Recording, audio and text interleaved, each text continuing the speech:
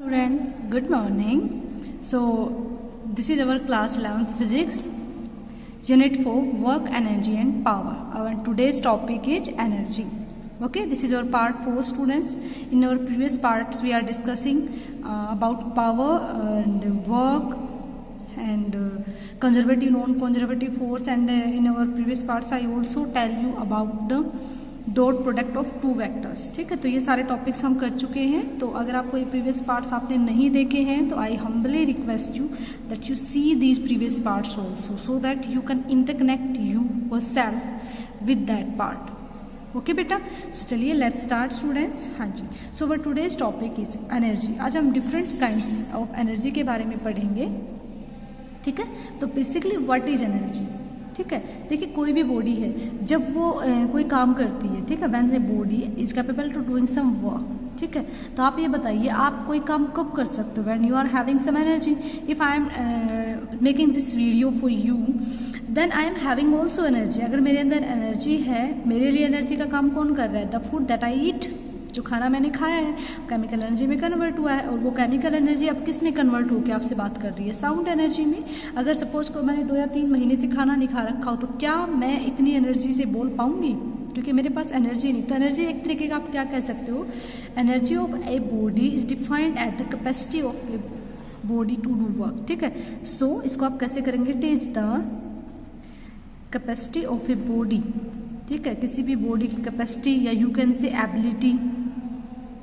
ठीक है, तो बॉडी, किसी भी बॉडी का एबिलिटी या कैपेसिटी टू डू वर्क. ठीक है, काम करने की जो एबिलिटी होती है, किसी भी बॉडी की कैपेसिटी होती है, उसी को आप बोलते हैं एनर्जी.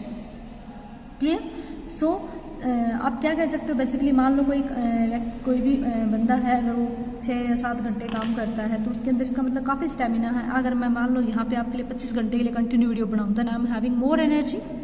ठीक है, सो एनर्जी डिपेंड करती है कि एनर्जी ही बेसिकली डिफाइन करती है कि आप कितना वर्क करते हो. ठीक है, तो एनर्जी आपकी क्या हो गई? Capacity to do work. Clear? उसके बाद एनर्जी क्या है आपकी? स्केलर क्वांटिटी है. कैसी क्वांटिटी है ये आपकी? स्केलर क्वांटिटी है. ठीक है, तो इसके अंदर सिर्फ scalar means it is having only magnitude. क्या होगा? इसके पास सिर्फ मैग्नीट्यूड होगा, नो डायरेक्शन. इसके पास कोई भी डायरेक्शन नहीं होगी. क्लियर? ओके, और डायमेंशन भी क्या रहेगा वर्क के, क्योंकि वर्क और energy they are interdependent on each other. तो इसका डायमेंशन फॉर्मूला भी क्या हो जाएगा? इसका डायमेंशन फॉर्मूला भी जो वर्क का होता है सेम हो जाएगा. That is m1 L2 T-2. This is the dimension formula. ठीक है, और जो यूनिट हो जाएगी वो भी सेम हो जाएगी एज द वर्क. तो इसकी यूनिट क्या हो जाएगी? Unit of energy. तो आप बताइए, वर्क की यूनिट आपने पढ़ी हुई है तो इसकी एसआई यूनिट क्या हो जाएगी एनर्जी की? That is joule. ठीक है, एसआई यूनिट क्या हो जाएगी? जूल. क्लियर? और सीजीएस सिस्टम में इसकी एब्सोल्यूट यूनिट क्या हो जाएगी? सीजीएस क्या हो जाएगी? और ठीक है, कुछ प्रैक्टिकल यूनिट्स भी होती हैं, वो भी हमें पता होने चाहिए. कुछ प्रैक्टिकल यूनिट्स भी है एनर्जी की, वो भी मैं आपको बता देती हूँ. ठीक है, प्रैक्टिकल यूनिट्स, कुछ इसकी प्रैक्टिकल यूनिट्स हैं लाइक तो मैंने आपको बता दिया है. कैलोरी, जो हम खाना खाते हैं उसको कैलोरी में ही मेजर करते हैं. Kilowatt hour. ठीक है, इलेक्ट्रॉन वोल्ट, ये भी प्रैक्टिकल यूनिट है किसकी? एनर्जी की. These are also the unit of energy. ठीक है, ये भी क्या है आपकी? एनर्जी की ही यूनिट है. ठीक है, तो प्रैक्टिकल यूनिट कौन कौन सी एनर्जी की? कैलोरी, किलोवाट आवर और आपकी इलेक्ट्रॉन वोल्ट. क्लियर है? सो आपको यहाँ से एनर्जी का कंसेप्ट क्लियर हो गया. ठीक है, तो आप ये क्या कह सकते हो कि एनर्जी में और पावर में एक तरीके का डिफरेंस है. ठीक है, जो टोटल हम काम करते हैं, ठीक है, वो है एनर्जी. ठीक है, और रेट ऑफ डूइंग वर्क क्या होता है? पावर. तो आप डिफ्रेंशिएट करें पावर और एनर्जी को. क्लियर है? पावर क्या है? Rate of doing work. आप कितने काम को कितने टाइम में, जब आप काम किसी भी वर्क को टाइम से कंपेयर करते हैं. क्लियर है? जब आप किसी वर्क को टाइम से कंपेयर करते हैं then you can say this is power. और जब आप सिंपली काम कर रहे हो then this is the energy. ठीक है, क्लियर? सो आप क्या कह सकते हो कि पावर के केस में हमें टाइम से कंपैरिजन करना जरूरी है. क्लियर। तो चलिए अब हम कुछ डिफरेंट फॉर्म्स पढ़ेंगे एनर्जी की, ठीक है, जैसे kinetic energy, potential energy, mechanical, काफ़ी सारी एनर्जीज हैं, बट जो हमारे सिलेबस में है हम मैक्सिमम उन्हीं की बातें करेंगे, ठीक है। तो सबसे पहले हम बात करते हैं काइनेटिक एनर्जी की। ओके, चलिए काइनेटिक एनर्जी का पूरा अच्छे से कंसेप्ट पढ़ने वाले हैं हम। सो चलिए स्टार्ट करते हैं काइनेटिक एनर्जी। काइनेटिक एनर्जी, यहाँ से आप जब टॉपिक्स करोगे तो मेरे को पूरा उम्मीद है कि आपको हर टॉपिक अच्छे से समझ आएगा और क्लियरेंस आती चली जाएगी, ठीक है। तो काइनेटिक एनर्जी क्या होती है? The energy possessed by a body, let me finish the definition so that it is become more convenient for you. Energy possessed by a body, A body, ठीक है, the energy possessed by body by virtue of its motion. आपने छोटी classes में 9th में भी पढ़ा होगा, छोटी छोटी क्लासेज में हम यही पढ़ते आए हैं, ठीक है। जैसे कि फॉर एग्जांपल अगर हम बात करें, यानी कि बेसिकली अगर मैं आपको बता दूं कि क्या होती है काइनेटिक एनर्जी, जब भी कोई बॉडी मूव करती है, लाइक ये पेन है, ये मूव कर रहा है, ठीक है, ये पेन मूव कर रहा है ना, तो ये कौन सी एनर्जी प्रोसेस कर रहा है? ये काइनेटिक एनर्जी। अब आप ये बताइए, कोई भी बॉडी है मूव कर रही है, तो ये बॉडी क्या है? एक मास बॉडी है ना, और कितनी v वेलोसिटी से मूव कर रही है। इट मीन्स जब हम काइनेटिक एनर्जी को ड्राइव करेंगे तो हम उसमें मास और वेलोसिटी का कंसेप्ट जरूर यूज करेंगे, बिकॉज कोई मास बॉडी है v वेलोसिटी के साथ मूव करेगी तभी तो काइनेटिक एनर्जी ऑक्यूपाई करेगी। क्लियर हो रहा है आपको ये कंसेप्ट, ठीक है। तो the energy possessed by a body by virtue of its motion is called kinetic energy. For example आप ये कह सकते हैं bullet fire from a gun, ठीक है, a bullet fire from a gun, ठीक है। जो बंदूक से कोई गोली निकलती है तो वो भी क्या करती है? काइनेटिक एनर्जी की वजह से ही जाती है, ठीक है। विंड मिल्स वर्क करती है इस पे, ठीक है। विंड मिल्स भी किस पे वर्क करती हैं? क्योंकि जब हवा नहीं चलेंगी तो विंड मिल्स वर्क नहीं कर पाएंगे, हवा चलेगी तो हवा में मोशन होगा, और मोशन होगा तो एक तरीके की एनर्जी प्रोवाइड करेंगी विंड मिल को, जिससे विंड मिल आपकी रोटेट करेगी, फिर टरबाइन की वजह से हमें क्या मिल जाएगा? वो उससे जनरेटर से कनेक्ट होता है, तो वी आर गेटिंग इलेक्ट्रिसिटी, ठीक है। वाटर मिल्स भी इसमें काम करती हैं, क्लियर। तो ये कुछ छोटे छोटे हमारे एग्जांपल्स हैं which are based on the kinetic energy of water, ठीक है। जैसे फास्ट फ्लोइंग वाटर है, ठीक है, a nail is driven into wooden block, जैसे आप किसी भी कील वगैरह को जब ऐसे करके उसको ऐसे ठोकते हैं दीवार के अंदर, तो भी वहाँ पे यही वर्क करता है। नेल यानी कि कील जो होती है is drive into wooden block, clear, okay.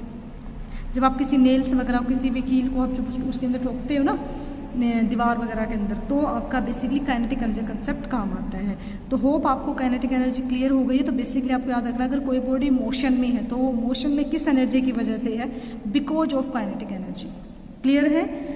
Clear है, ओके। चलो आगे चलते हैं। अब हम काइनेटिक एनर्जी का फॉर्मूला फाइंड आउट करेंगे। तो ये तो मैंने आपको बता दिया कि अगर बॉडी मूव करेगी तो m मास से मूव करेगी और v वेलोसिटी से, तो कितना वो फॉर्मूला कितना होगा वो तो नहीं पता ना हमें, तब वो फॉर्मूला फाइंड आउट करने की कोशिश करेंगे कि how much kinetic energy we have to provide a body. चलिए let's find students. Okay, now we are doing formula for kinetic energy. Kinetic energy का formula you already know, half mv square. तो आज हम आपको बताएंगे कि ये formula कैसे आया, ठीक है।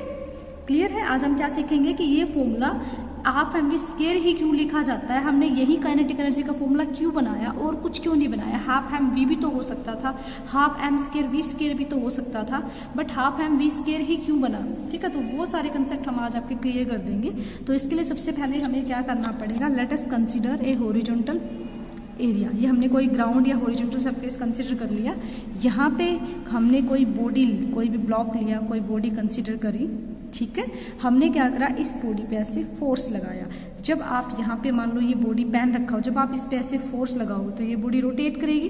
कुछ टाइम के बाद जब ये बॉडी रोटेट कर रही थी, सपोज करो ये बॉडी यहाँ आ गई, कुछ टाइम के बाद इस बॉडी पे मैंने क्या किया? एफ फोर्स लगा कि बॉडी काइनेटिक एनर्जी की बात करें तो बॉडी का मोशन में होना कंपल्सरी है, ठीक है। ये बॉडी जब यहाँ से यहाँ गई, ठीक है, तो हमने कहा कि इसने एस डिस्टेंस कवर करा, और जब ये बॉडी अब यहाँ से मैंने इसको रोटेट करा दिया तो ये बॉडी वी वेलोसिटी से मूव करना स्टार्ट कर दी, ठीक है। तो हम क्या कहेंगे? क्लियर है? तो ये सारी बातें आपको क्लियर हो गई, ठीक है। चलिए, तो अब हमने क्या करा, लेट अस कंसीडर, और इस बॉडी का मास हमने मान लिया m, a body of mass m, ठीक है। एक बॉडी मानी m मास में है, ठीक है। तो ये बॉडी का मास है m, कब, व्हेन द बॉडी, यहाँ पे देखिए, यहाँ पे बॉडी क्या है, एट रेस्ट, ठीक है, when it is at rest, जब ये क्या है, रेस्ट में है, क्लियर, ठीक है। अगर ये रेस्ट में है, it means that is, you can से, इसकी इनिशियल वेलोसिटी, स्टार्टिंग वेलोसिटी क्या है, 0। अब बॉडी नहीं चल रही ना, तो इनिशियल वेलोसिटी क्या हो जाएगी इसकी, 0। यू क्या होती है आपकी इनिशियल वेलोसिटी, स्टार्टिंग जो वेलोसिटी होती है ना बेटा, उसको हम यू बोलते हैं। You is the initial velocity, okay. चलिए, सो हमने इस पे जो फोर्स अप्लाई करा, that F is the force applied on the body, ठीक है। एक्सटर्नल फोर्स जो हमने बाहर से अप्लाई किया है, force applied on the body, जो हमने बॉडी पे फोर्स अप्लाई करा, ठीक है। अब आप बताइए, जब भी किसी, एफ क्या होता है, एफ अपना एम में होता है, अगर मैं किसी एम मास की बॉडी पे फोर्स अप्लाई करूंगी तो बॉडी क्या होगी, एक्सेलरेट होगी।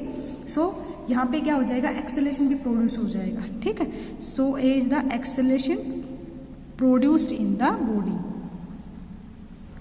Produced in the body. बेटा हमेशा याद रखिए, अगर कोई बॉडी मूव कर रही है तो वहां पे वेलोसिटी भी श्योरली होगा और वहां पे एक्सेलरेशन भी होगा। बिना फोर्स के तो कोई बॉडी मूव ही नहीं कर सकती, है ना, ठीक है। और अगर कोई बॉडी, अब देखिए यहाँ से ये बॉडी यहाँ आ गई तो भी वेलोसिटी भी होगी, तो velocity acquire bye the body, ठीक है। ये वेलोसिटी इसने गेन करी है ना, velocity gain by the body. और कब गेन करी, after travelling distance s, after travelling ए डिस्टेंस। आप साथ साथ नोट्स बनाते रहिए, इसीलिए मैं सिर्फ आपके लिए ही एक एक पॉइंट को अच्छे से लिख रही हूँ ताकि आपको नोट्स बनाने में कोई प्रॉब्लम ना आए, ठीक है बेटा, ओके, ठीक। सबसे पहले आप काइनेटिक एनर्जी की डेफिनेशन लिख दीजिएगा, आफ्टर दैट डायग्राम बनाइए, फिर आप ये सारे कंसेप्ट लिखते चले जाइए, ओके। नाउ बिकॉज ए यहाँ पे देखिए क्या है, एक्सेलरेशन यहाँ पे क्या है, कॉन्स्टेंट है, ठीक है। और जब आपका एक्सेलरेशन कांस्टेंट होता है और अगर बॉडी मूव करती है तो हमारे पास तीन होती है इक्वेशन ऑफ मोशन। एक तो होता है S is equal to U T plus half A T square, ठीक है। एक होता है V square minus U square is equal to 2as, और एक होता है V is equal to U plus A T. अब देखिए जो हमने ये कॉन्सेप्ट लिया है, ठीक है, बिकॉज हमें क्या करना है, हमें एक्सेलरेशन की वैल्यू फाइंड आउट करनी है यहाँ पे, ठीक है। बेसिकली हमें क्या फाइंड आउट कर रहे हैं, basically we want to find out kinetic energy.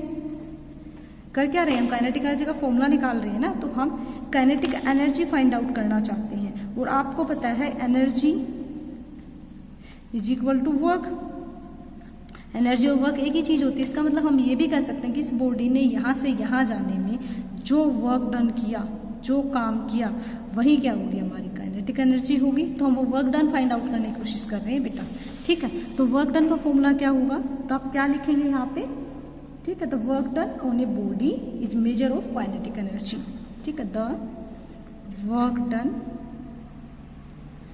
Of a body is measure of kinetic energy. जो वर्क डन होगा वही किसको मेजर करेगा, काइनेटिक एनर्जी को मेजर करेगा। सो हम क्या कह सकते हैं, वर्क इज इक्वल टू, तो work done on the body, तो वर्क कितना हो जाएगा बॉडी पे, क्योंकि हमने बॉडी पे काम किया है, बॉडी ने खुद काम नहीं किया है, ऑन द बॉडी, ठीक है। कितना बॉडी पे काम करा हमने, आप बताइए। तो वर्क डन का फॉर्मूला क्या होता है, W is equal to force into displacement, ठीक है, ये फॉर्मूला होता है। अब देखिए डिस्प्लेसमेंट तो हमें पता है ऐसा, लेकिन हमें फोर्स तो नहीं पता कितना है, फोर्स नहीं, ओके। सो वर्क क्या हो जाएगा, फोर्स इंटू डिस्प्लेसमेंट। तो आपको हम एम ए लिख सकते हैं, एम ए इंटू एस। अब देखिए हमें यहाँ पे एम तो हमारा फिक्स है, एस भी हमें पता है, हमें ए नहीं पता, तो हमें ए फाइंड आउट करना है। हमें क्या फाइंड आउट करना है, ए निकालने के लिए हमारे पास तीन इक्वेशन अवेलेबल हैं, S is equal to U, तो ये एस डिस्प्लेसमेंट निकालने का काम आता, तो इसको यूज नहीं करेंगे। ये आपका एक्स वी यू, क्योंकि इसमें टाइम का रोल है तो ये भी यूज नहीं करेंगे। तो एक्सर निकालने के लिए हम कौन सी इसका यूज करेंगे, इस इक्वेशन का यूज करेंगे, ठीक है। तो by using second equation of motion, ठीक है। तो by using second equation of motion, okay, you know V square minus U square is equal to 2as। ठीक है, यहाँ से हमें क्या निकालना है, ए की वैल्यू निकालना है, तो क्या हो जाएगा V square minus U square upon 2a। ये की वैल्यू आ गई, put it in following equation. जो मैं अब इक्वेशन लिखूंगी इसमें पुट करूंगी, मुझे पता है W is equal to M A into S. ठीक है, जो यहाँ पे ए है इस वैल्यू को मैं यहाँ पे पुट कर दूंगी। ठीक है, पुट करते हैं M into V square minus U square upon 2a, sorry ऐसा आएगा क्योंकि ए तो ये निकालना है ना, इंटू में तो एस से एस कैंसिल आउट हो जाएगा, m by 2 V square minus U square, क्योंकि आपको पता है u कितना था हमारा, पुट करेंगे तो w क्या हो जाएगा m by 2 V square minus 0, तो w क्या हो जाएगा, इसको आप ऐसे भी लिख सकते हो हाफ एम वी स्केयर। और जो ये वर्क डन है यही क्या है हमारा काइनेटिक एनर्जी। ठीक है, तो आप क्या कह सकते हो काइनेटिक एनर्जी, और you can say work done by the body is equal to half M V square. तो होप आपको ये फॉर्मूला अच्छे से समझ में आ गया है कि जब भी आप किसी बॉडी पे काइनेटिक एनर्जी अप्लाई करते हो तो कितना वर्क डन होता है, हाफ एम वी स्केयर। तो this is the formula of kinetic energy. ठीक है, तो अब आपको समझ आ गया। तो काइनेटिक एनर्जी क्या है, half of the product of the mass of the body and square of the velocity. ठीक है, क्लियर, क्या है काइनेटिक एनर्जी आपका, half of the product of mass of the body, ठीक है, and square of the velocity of the body. ठीक है, clear. तो हमने यहां से क्या देखा कि kinetic energy is directly proportional to mass and kinetic energy is directly proportional to V square. Clear, यानी कि आप क्या कह सकते हो कि एक हैवियर बॉडी जितनी होगी, मतलब मास जितना ज्यादा होगा उतनी ज्यादा क्या होगी उसकी वेलोसिटी, दैट इज बॉडी क्या करेगी, फास्टर मूव करेगी। जैसे आप एक ट्रक को और एक साइकिल को कंपेयर करें तो ट्रक हैवी मास की बॉडी है ना ट्रक, ठीक है, तो ट्रक हैवी मास की बॉडी है तो उसकी वेलोसिटी ज्यादा होगी।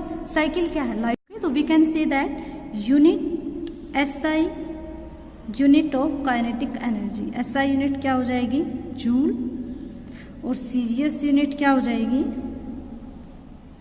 अर्ग।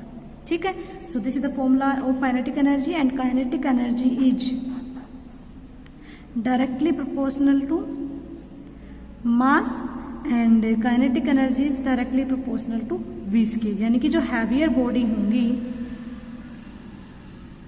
Having more kinetic energy, heavier body की जो काइनेटिक एनर्जी वो ज्यादा होगी as compare to lighter body. ठीक है, क्लियर। तो आपने यहां से क्या देखा, ये जो हमारा एक्सप्रेशन है, देखिए जो ये आपका एक्सप्रेशन है half M square, it is whole when the force is applied varies in magnitude और इन डायरेक्शन। ठीक है, अगर फोर्स वेरी करेगा तब भी आपकी ये इक्वेशन होल्ड अप होगी। ठीक है, एक बात हमेशा याद रखिए, it is kinetic energy, kinetic energy is always positive. इस बात को हमेशा याद रखिए आप, is always positive. Kinetic energy कभी भी जीरो या नेगेटिव नहीं होगी, बिकॉज यहाँ पे वेलोसिटी का स्केयर है। मास कभी नेगेटिव हो नहीं सकता, हाफ इज द कांस्टेंट, और वेलोसिटी को हम स्केयरिंग करेंगे तो नेगेटिव होगी तो भी पॉजिटिव होता है। Overall kinetic energy is always positive. ठीक है, और काइनेटिक एनर्जी जो होती है वो किस पे डिपेंड करती है, फ्रेम ऑफ रेफरेंस पे। ठीक है, फ्रेम ऑफ रेफरेंस पे डिपेंड करती है, मीन्स कि आपने क्या कंडीशन ले रखी है। Clear, if I am saying a person is sitting in A train, तो आप वो पर्सन तो जो ट्रेन में बैठा हो तो रेस्ट में, अगर वो अपने साइड वाले की बात करेगा तो उसके लिए तो वो भी रेस्ट में। लेकिन जब आप एक चलते हुए ट्रेन में बैठे होते हैं तो आप देखते हो जो आपकी साइड के पेड़ हैं या कोई घर है जो गाड़ी के साइड में आते हैं वो आपको मूव करते हुए दिखाई देते हैं। ठीक है, तो ये आपको ध्यान रखना है, kinetic energy is always a positive quantity. और हम अब हम करेंगे relation between kinetic energy and linear momentum. Clear, so you know that momentum का फॉर्मूला क्या होता है, mass into velocity M. Kinetic energy का फॉर्मूला क्या होता है, हाफ एम वी स्क्वायर। इस फॉर्मूले पे कई बार क्वेश्चंस पूछ ले जाते हैं। ठीक है, तो काइनेटिक एनर्जी अपना क्या हो गया, हाफ एम वी स्क्वायर। तो अगर मैं इस फॉर्मूले को एम से ही मल्टीप्लाई कर दूं, एम से डिवाइड कर दूं, कोई फर्क नहीं पड़ने वाला, तो ये हो जाएगा half M square V square upon M. और ये देखिए एम वी की वैल्यू क्या है पी, तो पी स्क्वायर हो जाएगा ना एम वी का स्क्वायर, तो हाफ एम, और इसकी जगह क्या पुट कर दूं मैं, p square. This is our kinetic energy. Okay, so यहां से काइनेटिक एनर्जी का फॉर्मूला क्या आ गया, p² / 2m। ठीक है, हो गया clear. So this is an important relation. तो यहां से आपको क्या पता चलता है, a body can not have kinetic energy without linear momentum. मतलब बेसिकली आपको यहां से पता चल रहा है कि अगर किसी बॉडी के पास काइनेटिक एनर्जी है then it must have momentum. अगर काइनेटिक एनर्जी है तो उसके पास लीनियर मोमेंटम भी होगा। ठीक है, एंड इफ अगर सपोज करो आपका P कांस्टेंट है तो काइनेटिक एनर्जी क्या हो जाएगी, इनवर्सली प्रोपोर्शनल टू मास। ठीक है, क्लियर। ये छोटी छोटी बातें आपको ध्यान रखनी है। इस पे बेस्ड आप एक न्यूमेरिकल प्रैक्टिस कर लेते हैं। The linear momentum of a body is increase by 10%। What is the percentage change it's kinetic energy. Linear momentum कितना चेंज हो रहा है, 10%, यानी कि 100 से 110 हो गया। क्लियर, यानी कि आप क्या कह सकते हो, अगर आपका लीनियर मोमेंटम में कितना चेंज हो रहा है। ठीक है, so linear momentum of a body increase by 10%। Clear. So अगर मैं आपको ये कहूँ कि मान लो पहले टेम्परेचर 100, ये मोमेंटम 100 था, तो P2 कितना हो जाए, कितना चेंज हुआ है, 110। कितने पे हुआ है, 100 पे। और किसका हुआ है, P1 का हुआ है। ठीक है, तो पहले हमने P1 टेम्परेचर माना ना। क्लियर, अब आपको पता है ये क्या हो जाएगा, P2 = 11/10 P1। क्लियर, अब मोमेंटम का आपका रिलेशन पता है। ठीक है, P किसके इक्वल है, यहाँ से। अब P को अगर काइनेटिक एनर्जी के फॉर्म में लिखेंगे तो P यहाँ से क्या आ जाएगा आपका, P अगर हम यहाँ से निकाल लें तो P आपका हो जाएगा, काइनेटिक एनर्जी को अगर मैं K से रिप्रेजेंट करूँ तो ये। ठीक है, इस तरीके से भी आप इस फॉर्मूले को लिख सकते हो।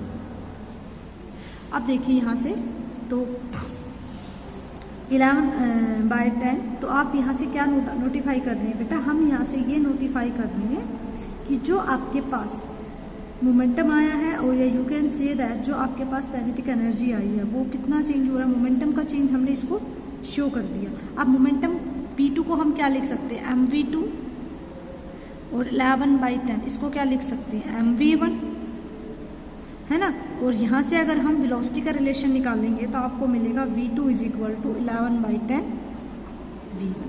ठीक है, ये वेलोसिटी मिल गई।